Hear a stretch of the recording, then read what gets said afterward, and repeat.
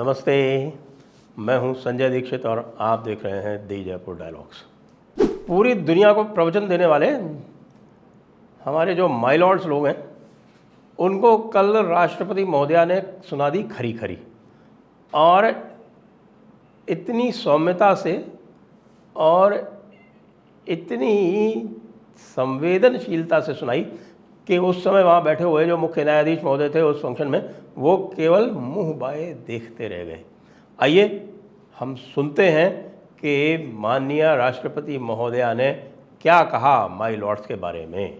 मेरे पास आते हैं, अपने वर्डिक्ट लेके आते हैं, मैडम मैं तो केस तो जीत गया, लेकिन मुझे जो मिलना चाहिए, जो जस्टिस मिलना चाहिए, मुझे नहीं मिल रहा है। मुझे पता नहीं उसका कुछ रास्ता है कि नहीं।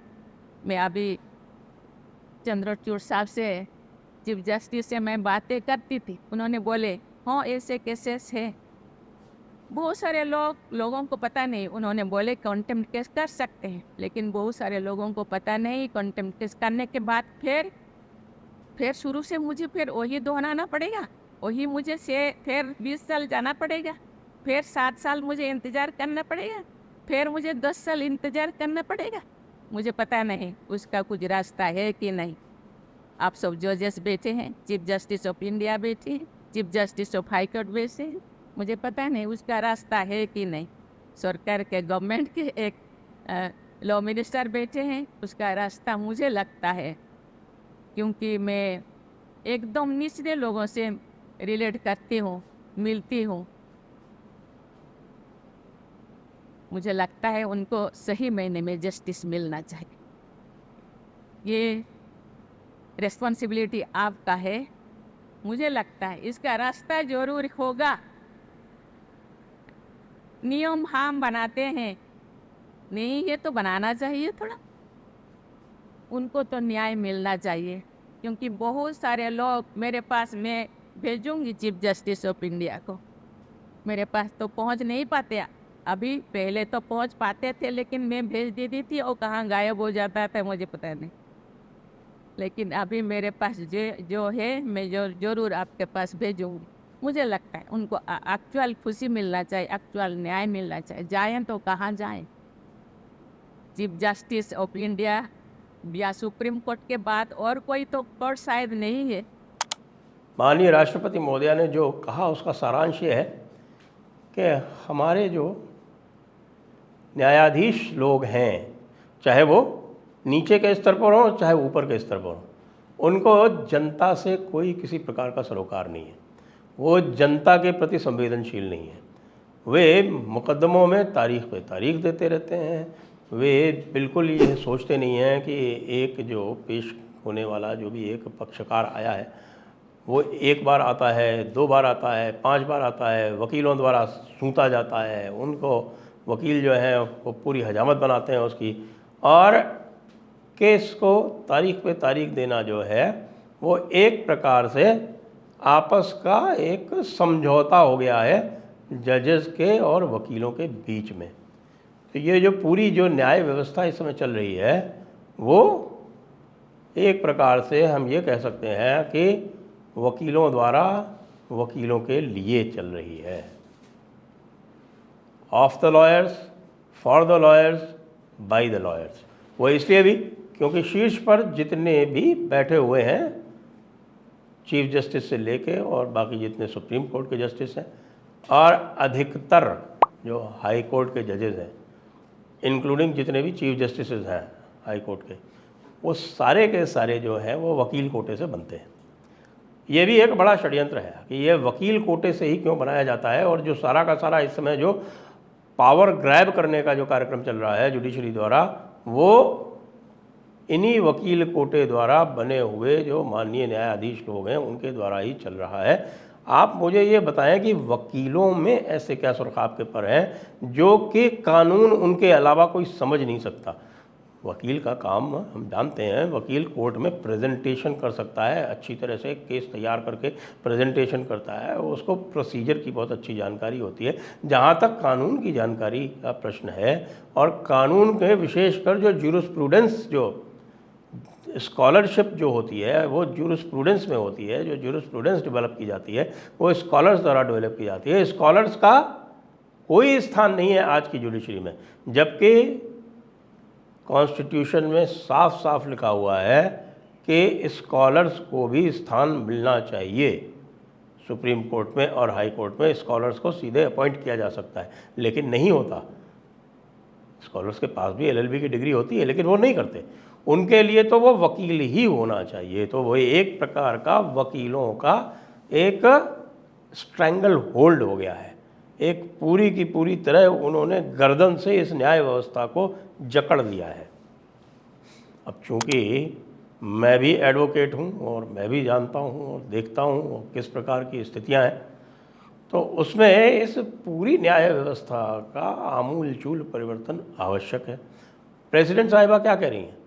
वो कह रही हैं कि भाई मेरे पास इस प्रकार के लोग पहले तो बहुत ही आसानी से मिल लिया करते थे, वो अपना दुखड़ा लेके आया करते थे, वो जो अपने दुखड़े लेके आया करते थे मैं उनको आगे भेज दिया करती थी। चीफ जस्टिस हाई कोर्ट के थे, उनको भेज दिया करती थी, चीफ जस्टिस ऑफ इंडिया को भेज दिया करती थी। अब वो लोग इतनी आसानी से मुझसे मिल नहीं पाते हैं, लेकिन चूंकि मैं उनके बीच में रहती हूँ इसलिए मुझे पूरा आइडिया है कि किस प्रकार की समस्याएं वो झेलते हैं इस न्याय व्यवस्था से, और कोई सुनवाई नहीं होती है।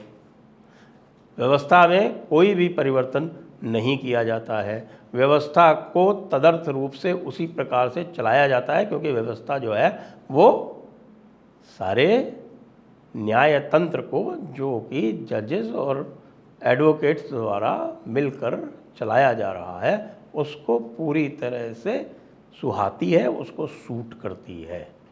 तो अब हम ये समझें कि क्या न्याय व्यवस्था जो है वो समाज का अंग नहीं है?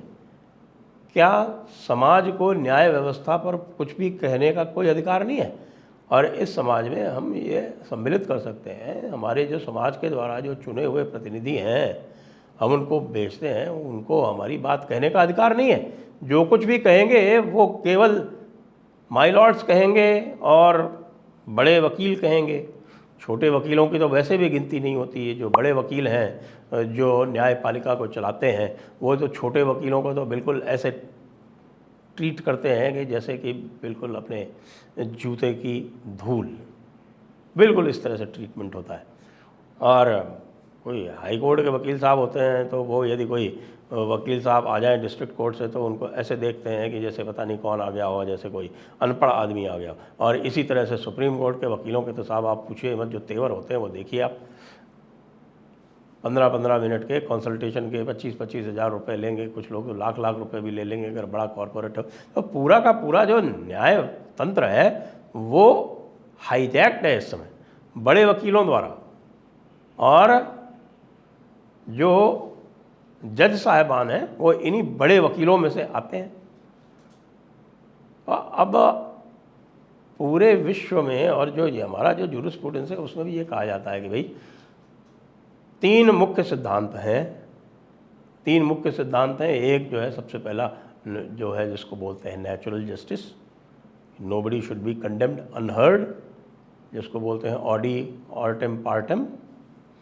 तो वो जो है वो कितना निभाया जा रहा है वो आप सभी लोग देखते हैं, मुझे बहुत कुछ कहने की आवश्यकता नहीं। और दूसरा ये होता है कि भाई नोबडी शुड बी अ जज इन हिज ओन कॉज। अपना मैटर जिसमें अपना खुद का इंटरेस्ट हो उसकी सुनवाई हम स्वयं नहीं करेंगे। इससे अधिक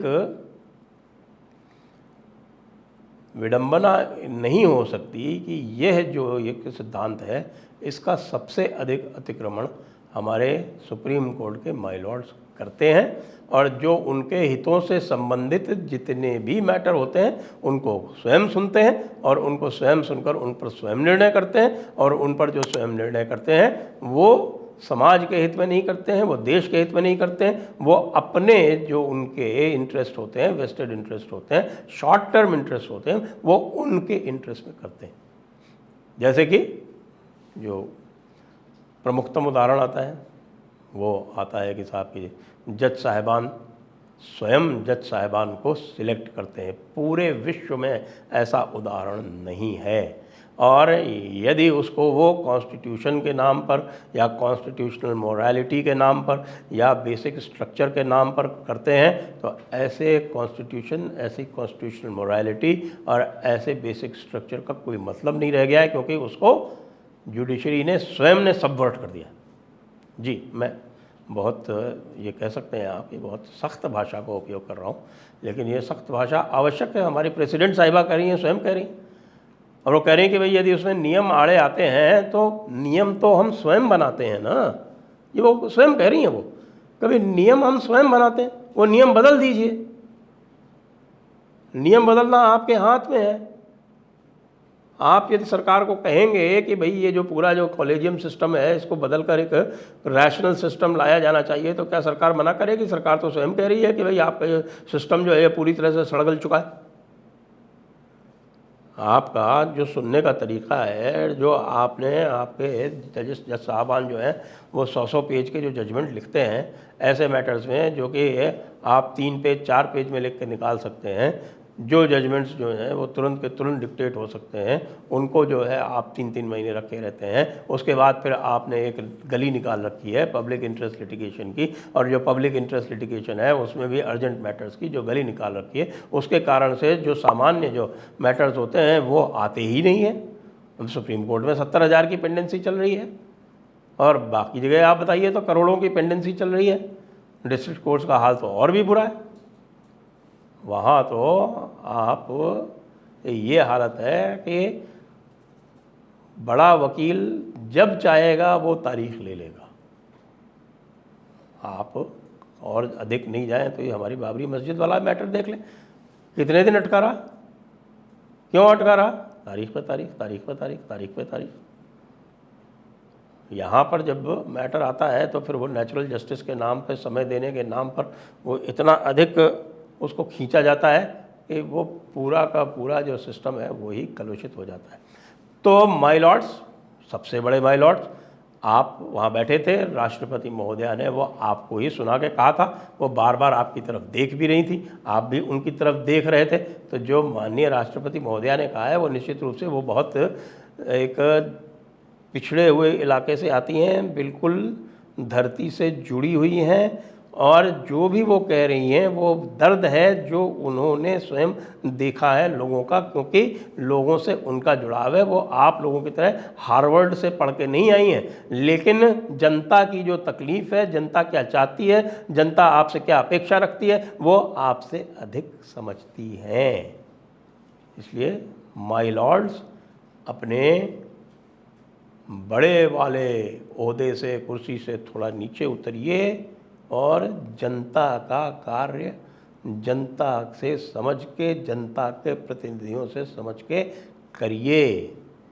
कॉन्स्टिट्यूशन को इस तरह से आप समाप्त करते जाएंगे तो फिर जिस दिन कार्यपालिका ने ये मान लिया कि आपने संविधान को बिल्कुल ही बिगाड़ दिया है, तो उसको भी बिल्कुल समय नहीं लगेगा इस हमारे बहुत ही प्यारे संविधान को समाप्त करने में, क्योंकि आपने पहले ही उसको समाप्त कर दिया। ऐसे नहीं चलेगा। माय लॉर्ड्स, थोड़ा ध्यान दें, और विशेषकर राष्ट्रपति महोदया की बात पर ध्यान दें। हमारी बात पर ध्यान आप दें या ना दें, राष्ट्रपति महोदया की बात पर तो ध्यान देना ही होगा। जय हिंद, वंदे मातरम।